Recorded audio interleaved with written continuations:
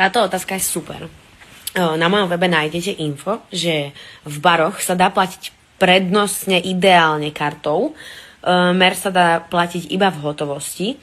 Ale čo sa týka tou čo sa týka tej platby kartou, tak v baroch veľakrát sa stalo na veľkých akciách, že im proste sa nejako pokazili, prestali im fungovať proste terminály.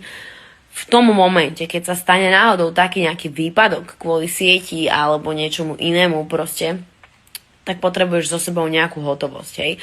Čiže v baroch vieš platiť kartou, ale spoliehať sa na to je, že proste mať pri sebe aspoň 20 eur na proste vodu, drink, niečo na jedenie alebo proste čokoľvek je vždy super v prípade, že by proste tie terminály z nejakého dôvodu mali nejaký výpadok. Takže veľakrát sa to stalo na veľkých koncertoch, takže vás na to upozorňujem.